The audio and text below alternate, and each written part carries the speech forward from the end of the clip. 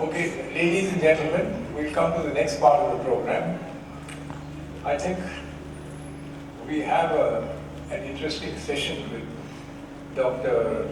Vikas Sinha telling us, I think it's the dialogue, why Rabindranath in science.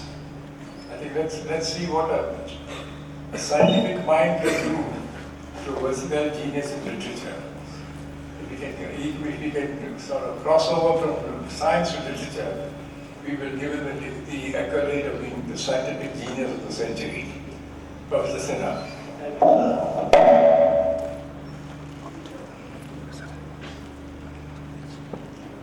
I'm tempted to go back to my melancholy words in the morning about my friend Soumitra Chatterjee. And I was hunting for that little card, but there's a beautiful poem. I can't resist but to read it out to you and end the melancholy chapter then. I first read in Bengali and then his translation in English. শোক নয় আর উচ্চাপনে রাখি কান্নাও নয় ওড়াই স্মৃতির পাখি দীর্ঘ শ্বাস দূরে থাকুক আস্তে বলি ভালোবাসার কথা মিলিয়ে যাক বিলিয়ে যাক সে বাতাসে এক নীরবিতাতে not to mourn but to celebrate, not to cry but liberate memories, not to sigh but words of love whisper, not so it may blow in the wind forever. Soumitra, almost towards the end of his life. So as the chairperson said, why don't you learn that science? When we started Tagore Center, I happened to be in Delhi, India International Center. And there are some very distinguished poet type, people who claim to be poets and writers. A Bengal called Buddhishi. They said, what have you done, Vikas? You have made Rabindranath a scientist. Oh, that's not done. We never made Rabindranath a scientist. Rabindranath remains what he is. We try to filter out what Rabindranath had in his canvas perspective, the role of science. But I will present this talk in a rather more convoluted way. You will see why. The world is a construct of our sensation, perception, memories. It is somewhat convenient, at least for simplicity, to regard it as existing objectively on its own. This simple answer, however, has to go through many iterations. What the American way called iteration. However, it is becoming manifest. It's conditional on very special going, on special parts of this very world. Indeed, certain events happen that in brain, or as Erwin Schrödinger puts it on a purely existential basis, what kind of material process is directly associated with consciousness. Ultimately, it is through the prism of consciousness that the reality is revealed. About 2,500 years ago, the great sages who authored Upanishad, they recognized Atma and Brahma are the same. Brahma is Atma. Self equals the omnipresent. All comprehending eternal saying, essentially an Indian thought. Far from the blasphemous, which represents the quintessence of the deepest insight into the happening of the world without the interference of God. All happenings are correlated, sometimes even strongly. Consciousness is thus even experienced in the plural but not in singular. So what are the forms of reality, not necessarily from the philosophical basis, but driven by rational scientific thought processes? I don't have to go into great details what I mean by each of the realities, because most of the people here are scientists. First is a classical reality. Reality which is driven and seen with classical concepts, let's say of Newton. Then comes Einstein, relativistic reality. And then 1930s, he had another sense of reality, and that's quantum reality. In the microcosmos, tiny particles behave stability. One can only predict reality with a certain probability. That's an absolute basic question. Reality with probability. The universe, according to quantum mechanics, is not etched into the present. The universe, on the contrary, participates in the sense of game of chance.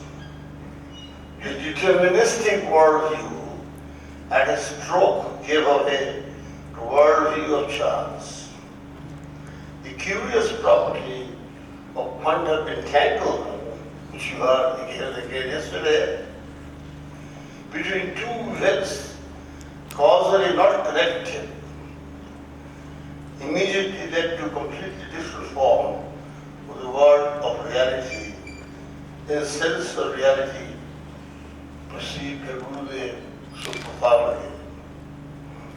You can immediately see the catalyzing hint of existential reality. Camus, the great French author, argued in the myth of Sisyphus and went on to relinquish everything beyond immediate experience and ceasing to search for any kind of deeper understanding or deeper meaning. Sisyphus, Camus argued, triumphs in Descartes. In another century, to the extreme view, cogito ergo sum, I think, therefore I am. The French molecular biologist, a Nobelist at that, Jacques Monod, went on to write Chances and Necessity. It's a remarkable book. I recall my youth in England when all these people like Crick, Watson, and of all people, the biologist, Jacques Monod came. And he gave a talk on this idea, chances and necessity. It's mind-boggling and very disturbing. The reality is a necessity, but it's entirely and totally out of chance. Then comes cosmological reality. Dr. Penrose, our friend, which you heard yesterday, elaborated this point consistently. Special laws and conditions at the very birth of the universe may have imprinted a direction on time, rather like winding of a clock, thrusting a spring into highly ordered initial state, allows it to tick and tick and tick forward. Thus, in a sense, breaking as opposed to unbreaking of an egg bears witness to conditions of the birth of the universe, if you see what I mean. Big Bang, approximately 14 billion years ago. This unexpected link is the root of that puzzle. But the unidirectional arrow of time still remains a mystery.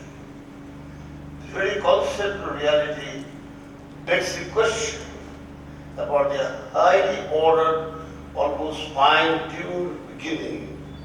Was it that ordered? Then comes universe. principal ideology. You all know unified theory, not successful yet, but then the reality is looked upon with all the forces united together. The reality of the singular word of Vedanta comes closest to this grand unified concept of contemporary science.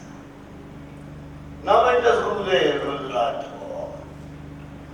Rabindranath recalls that Einstein and he had many discussions together which approached the boundary line of human and abstract conception. Tagore says, I could really see that Einstein believed my universe was limited by human conception. And he was absolutely convinced that there remains some truth which was independent of human mind. That is the continent. If there is no human being, reality would live there or would be there. Our religion is not cosmic, but it concerns a personal being which lives as an idea of good and evil. Science, as I understand, Tagore wrote, makes no such distinction of moral and aesthetic nature and deals with one factor of existence. Science has nothing to do with personality. On the other hand, religion has everything to do with personality and not merely with knowledge of abstract truth. Einstein asked the poet to explain beautifully, purely human concept of the universe, the truth of the words, whether perceived by your sense or conceived by your logic, necessarily belongs to the human mind with all its limitations.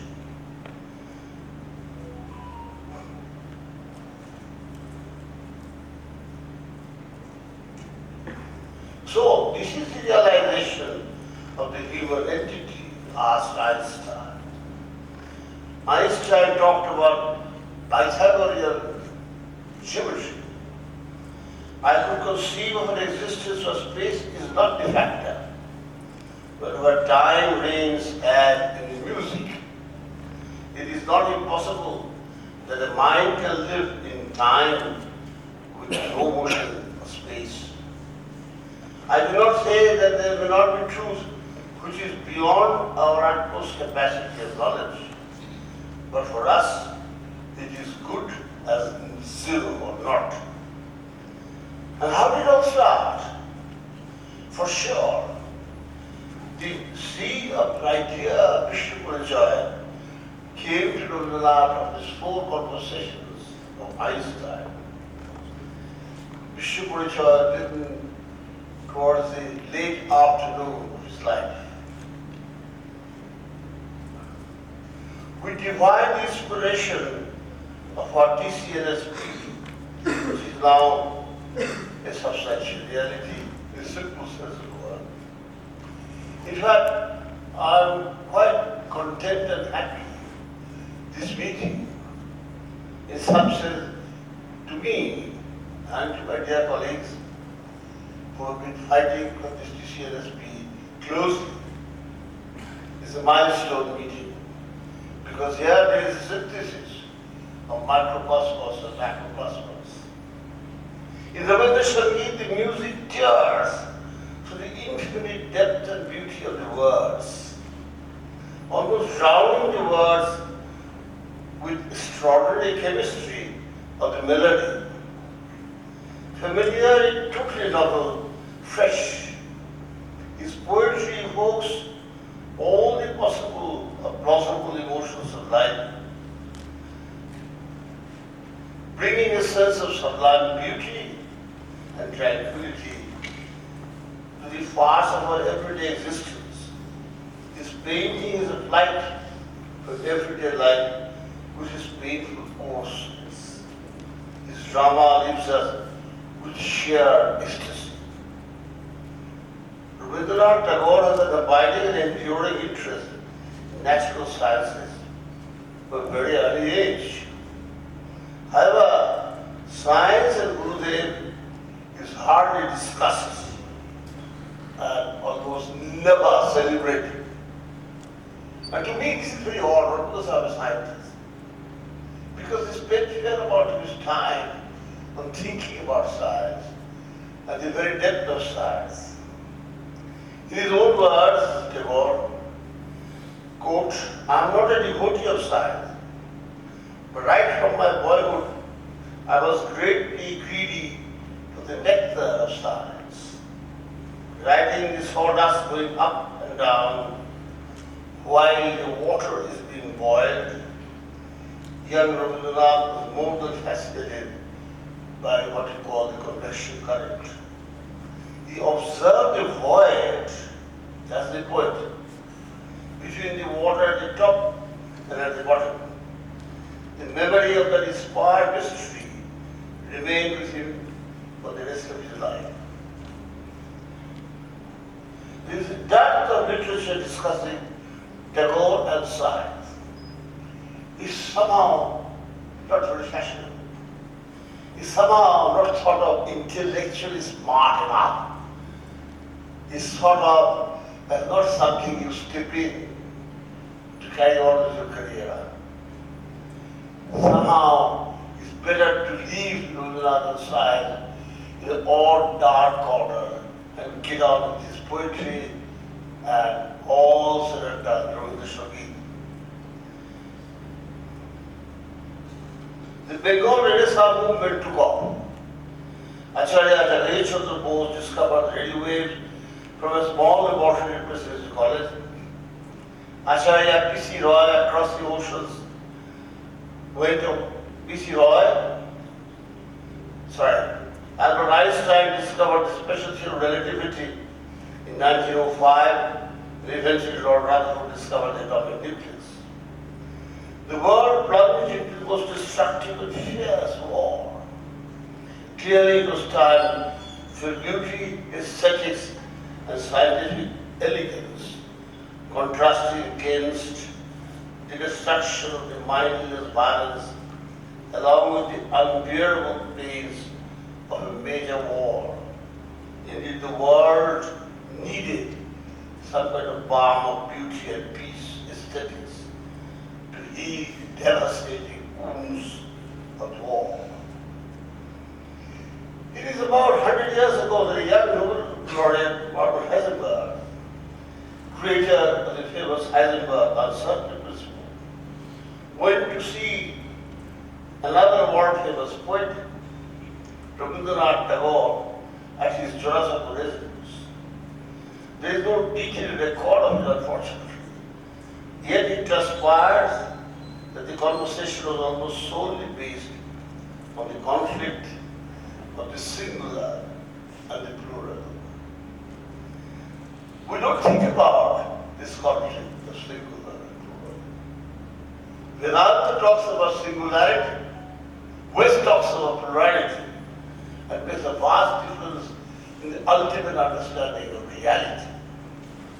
The logic of Upanishad, particularly Isha Upanishad, was very much the outlook of the poet. He perceived quite clearly that the individual consciousness is indeed an intrinsic part of the universal consciousness. The harmony of this coexistence, or rather the unity of the individual consciousness with the universal consciousness, is a central force of creation and the essence of the singular philosophy. The West, however, firmly believe in plurality. In simple terms, individual reality is only part of plural reality. This pluralistic reality has its validity with the immediate reality necessary for the universal reality, but is somehow clear. What is somehow clear? That the consciousness of an individual is very much a part of infinite non-plural and indeed singular consciousness. I sound very convoluted, but think about it.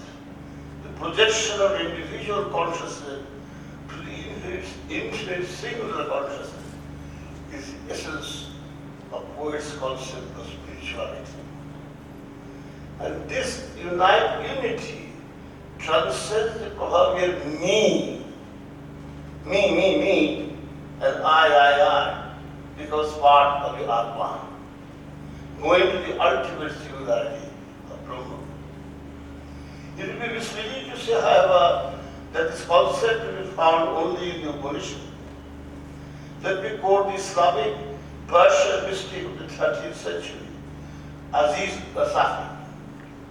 Quote, on the death of any living creature, the spirit returns to the spiritual world and the body to the bodily world. In this, however, only the bodies are subject to change. A spiritual world is a single spirit. Again, the concept of singularity. I don't know what that means. Now let us come to the famous dialogue to recapitulate, as it were, the conflicting views between Albert Einstein and Rabindranath Tagore. Tagore will not yield from his firm conviction of the singular world. And Einstein, on the other hand, was nurtured by plurality in the Western philosophy and outlook. Both of them understood that this dialogue is merely a discussion, not even a debate, between the two cultures, humanity versus science. Travelers on the two roads follow different paths, allow the destination to understand the matrix of reality. Albert Einstein, if there is no human being anymore, therefore the planet here no longer will be beautiful. Rabindranath, no. Resoundingly denied, no. Einstein, I may agree with you about the concept of beauty, but it's not applicable to the concept of truth. So he claims truth must be truthful without human being. Why not the truth is truth? When only man perceives the truth. A long silence prevailed. My thoughts are right, Albert Einstein said, but I cannot prove it. That is my religion. Please note, Einstein invokes religion. Rabindranath displayed intellectual rigor firmly based on universal consciousness